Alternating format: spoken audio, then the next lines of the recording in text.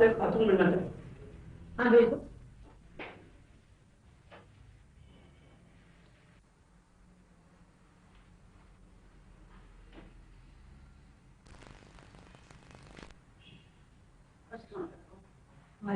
ये बैठो। जी फरमाइए। मेरा नाम सफिया है, सफिया सिराज। मेरा शोहर सिराज अहमद एक रिटायर्ड उस्ताद है। मेरी दो बेटियां थी, एक फोटो हुई, दूसरे के लिए हमें धमकियां मिल रही हैं, इसलिए हाथ में। कौन दे रहा आपको धमकियां? मेरा दामाद। आपका दामाद? जी। वो कहाँ रहता है? जेल में। अच्छा, जेल में है और धमकियां दे रहा है? जी हाँ। जरा खोल के बताइए। इंस्पेक्टर साहबा, हम लोग पहले शहर से 20-25 मील दूर गाँव में, मेरा मियाँ वहाँ था, इसलिए दोनों बेटियों को पढ़ाया और ये बात मेरे तेवर नूर मोहम्मद को पसंद आई।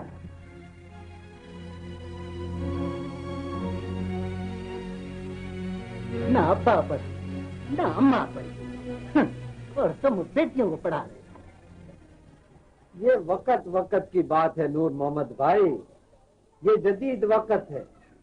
और फिर मैं तो मास्टर हूँ, मैं वक्त की जरूरत को खूब समझता हूँ। बकवास करते हो तुम। सारी खराबी तो यही है कि अब्बा ने तुम्हें 2-3 जमातें पढ़ा दी। ये पढ़ाई लिखाई बंदे को बुज़दिल बना देती है और फिर लड़कियों की पढ़ाई तो उन्हें और भी बिगाड़ देती है। इल्म तो रोशनी है भाई नूर मोहम्मद, इससे तो अक्ल को राह मिलती। दिमाग खराब हो गया है तुम्हारा। बस बहुत पढ़ लिया इन्होंने, अब बस करो। बच्चियां बड़ी हो गई हैं, इनका स्कूल और कॉलेज जाना मुझे बिल्कुल पसंद नहीं है। हमारे घर की औरतें बाहर नहीं निकलती हैं। तुमने तो बिरादरी में हमारी नाक कटवा दी है। मेरा बच्चा भी तो है, अनपढ़ है तो क्या हुआ, पूरी की पूरी जिम्मेदारी संभालता है। मेरा पुत्र शेर है, शेर, इससे पूरा गांव डरता है। तो नूर मोहम्मद ने लड़कियों को पढ़ाने से मना कर? जी हाँ, लेकिन मेरे शौहर ने उनकी एक न सुनी और मेरी फरजाना और रेहाना पढ़ती रही। और नूर मोहम्मद ने कुछ नहीं कहा? बहुत गुस्सा दिखाया, बिरादरी भी इकट्ठी की, लेकिन मास्टर जी ने किसी की न सुनी। फिर मेरे देवर ने हमसे कता ताल्लुक कर लिया। क्या अच्छा हुआ, मेरा देवर अपने वक्त का नामी गिरामी चोर और पत्थरदार था। कता ताल्लुक करने के बाद पहले तो उसने हमारी भैंस चोरी करवाई, फिर घर पर नकब लगवाकर सारा कीमती सामान उठवा लिया। आपने वहां पर थाने में रिपोर्ट दर्ज नहीं करवाई? रिपोर्ट करते तो और दुश्मनी होती ना। हमें जब पता था कि चोरी किसने करवाई है तो हम क्या करते? फिर फरजाना ने बीए पास कर लिया और रेहाना भी 12वीं जमात में आ गई। तब एक रात शेरू और नूर मोहम्मद भाई दोबारा आए।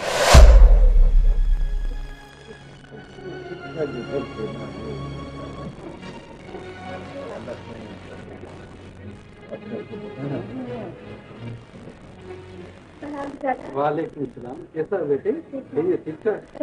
बिल्कुल बिल्कुल। आओ। अरे आओ आओ नूर मोहम्मद भाई, आज इतनी देर से हमारी याद कैसे आ गई तुम लोगों को? मैं अब बिना आता, लेकिन खेती पक जाए तो मालिक को ध्यान देना ही पड़ता है। मैं आपका मतलब नहीं समझा। अब्बा, पढ़ाकू चाचा को सीधी सीधी बात बता। अल्लाह के फजल से शेर बेटा जवान हो गया है, तो माशाल्लाह तुम्हारी बेटी फरजाना भी पूरी हो चुकी है। मैं दोनों की शादी की तारीख मुकर्रर करने आया हूँ। क्या ये तुम क्या कह रहे हो भाई साहब? इसमें हैरत की क्या बात है भाई? हमारी चीज है, हम मुबारक है उसके। लेकिन मेरी पढ़ी लिखी बेटी का रिश्ता कैसे? तो चुप कर भाई, ये मर्दों के मामला आते हैं, इनमें औरतों को बोलने की इजाजत नहीं है।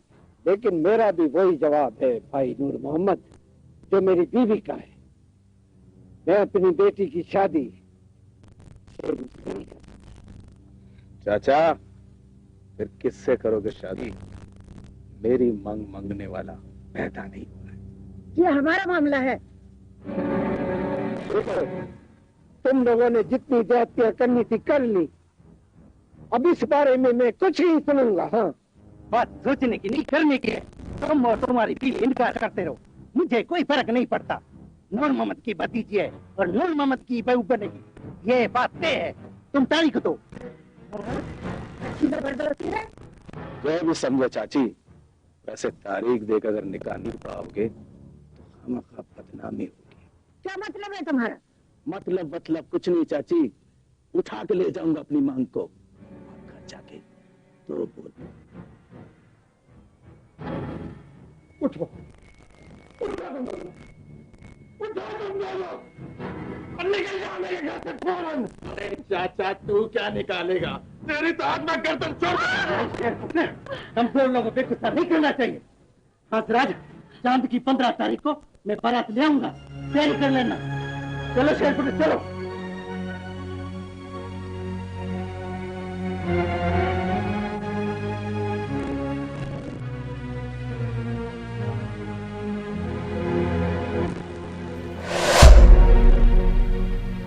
फिर आप लोगों ने क्या किया?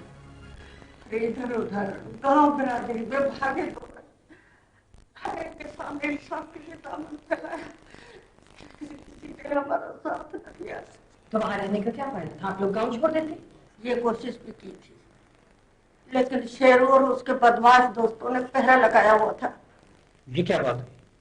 आप यकीन करें, किसी में इतनी हिम्मत नहीं थी कि शेरू और नूर मोहम्मद भाई को इस जुल्म जबरदस्ती से रोक ले। मैं और मेरी बेटियां रोती रही। मेरा शौहर घर से निकल नहीं सकता था। घर का राशन वगैरह किस तरह आता था? जो कुछ उन लोगों को देना था, दाल आटा खुद लाकर देते थे। हत्ता के मास्टर जी स्कूल तक भी नहीं जा सकते थे। वहां भी लोगों ने दरखास्त दे रखी थी कि मास्टर जी बीमार है, इसलिए छुट्टी पर है। बीवी, क्या फिर उन्होंने अपनी मुकर्रर की हुई तारीख पर शादी कर ली? मुकर्रर तारीख पर तो नहीं, लेकिन 2-1 महीने कैद में रहने के बाद हम खुद हिम्मत हार गए थे। फिर हमने अपनी रजामंदी से फर्जाना का निकाह शेरू से करा दिया। ये तो बहुत गलत हुआ। और क्या करते? हमें पता था कि अगर हमने ये ना किया तो वो लोग हमें किसी और जगह रिश्ता करने ही नहीं देंगे। फिर क्या हुआ? फिर हम बेटी के यहाँ आते जाते रहे मिलने के लिए, लेकिन कोई 7-8 महीने के बाद पता चला कि शेरू और नूर मोहम्मद भाई अचानक गांव छोड़ गए और शहर चले गए। वो क्यों? ये तो पता नहीं है, लेकिन सुना था कि बाप बेटे ने शहर में जुआ खाना खोल रखा था। फिर हम वहां आते जाते रहे, लेकिन हमने महसूस किया कि हमारे आने जाने को शेरू और नूर मोहम्मद भाई पसंद नहीं करते। कानून की मदद लेकर अपनी बेटी को उनके जुल्म सितम से निजात न दिलवा सके? जो होना था वो तो हो चुका। बेटी के पेट में बच्चा पल रहा था। अब अगर हम दामाद के खिलाफ कदम उठाते तो बेटी और उसके आने वाले बच्चे के लिए तबाही लाते ना। इससे और हमें क्या फायदा मिलता? ये तो आप ठीक कह रही हैं। आपकी बेटी आपके घर आती थी? नहीं, कभी नहीं।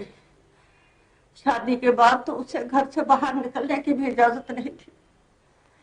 एक दिन निकलने के लिए गई।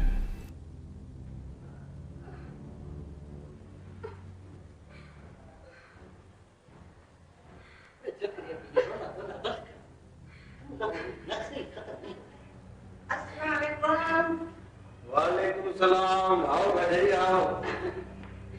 अम्मी, क्या हुआ? हाँ?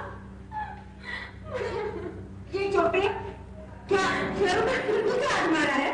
ओ भाई, मैं अभी में तो ये खटपट चलती रहती है, छोड़ो इन बातों को और बताओ सिराज कैसा है? ये तुझे खटपट लगती है? मेरी मोती जैसी बेटी को मार मार कर पागल बना दिया है और तुम उसे टाले हो। नूर मोहम्मद, ये जुल्म है, जुल्म। अजय बस अपनी जबान बंद रख। मैं औरतों की ऊंची आवाज बर्दाश्त नहीं करता। मैं भी अपनी बेटी पर और ज्यादा जुल्म बर्दाश्त नहीं करूंगी। तो क्या कर लेगी तू? हाँ, बोल बोल, क्या कर लेगी तू? मैं थाने में जाऊंगी। थाने में जाएगी? नूर मोहम्मद की भजाई थाने में जाएगी, बस तेरा चक्कर लेना कर दूंगा। क्या बात है अब्बा, क्या बात है, क्या चिक चिक लगा रखी है?